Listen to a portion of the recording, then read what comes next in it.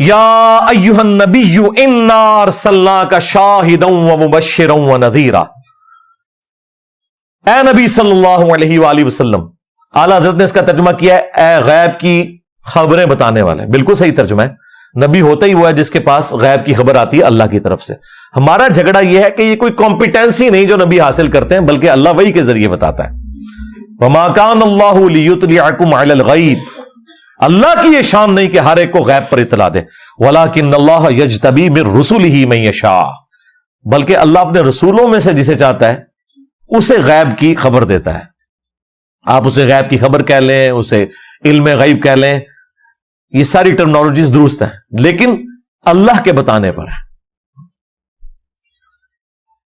اے نبی صلی اللہ علیہ وآلہ وسلم، بے شک ہم نے آپ کو بھیجا گواہ بنا کر اور خوشخبری دینے والا اور ڈر سنانے والا. خوشخبری اہل ایمان کو جنت کی اور ڈر جو ہے وہ فاسقین کو جہنم کا.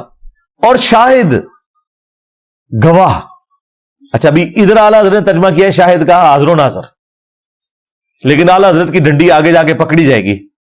سورۃ البقرہ میں بھی یہی لفظ آیا، سورۃ الحج میں آیا، وہاں پہ تھا کہ یہ نبی اس امت کے اوپر شاہد ہیں اور یہ امت اگلی امتوں پر شاہد ہے.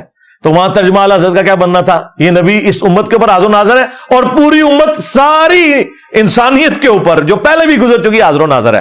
اوتھے اعلیٰ حضرت گواہ ترجمہ کیا. گواہ یعنی یہ اللہ کے لیے گواہی لے کر کھڑے ہوئے ہیں.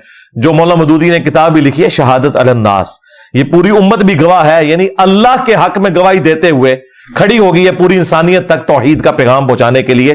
تو نبی علیہ السلام بھی شہادت علی الناس کرنے ہیں. وہ صحابہ کرام کے اوپر گواہ تھے، اپنے زمانے کے لوگوں کے اوپر گواہ تھے، اور پھر حجۃ الوداع کے موقع پر نبی علیہ السلام نے امت کو یہ کام ٹرانسفر کیا. اب یہ امت بھی گواہ ہے باقی ساری امت کے اوپر، اور اگلی امتوں پر گواہ ہے کہ ان کے انبیاء کرام نے ان تک بات صحیح پہنچائی تھی.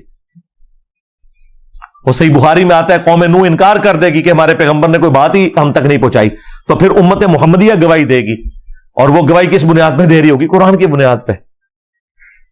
یہ سورۃ البقرہ کی آیت نمبر 143 کے کانٹیکسٹ میں بخاری میں حدیث موجود ہے. تو اے نبی آپ گواہ ہیں، اللہ کے لیے کھڑے ہوئے ہیں، خوشخبری دینے والے، ڈر سنانے والے. وَدَاعِيًا إِلَى اللَّهِ، اور دائی ہیں، بلانے والے ہیں اللہ کی طرف، بِإِذْنِهِ، اس کے اذن کے ساتھ.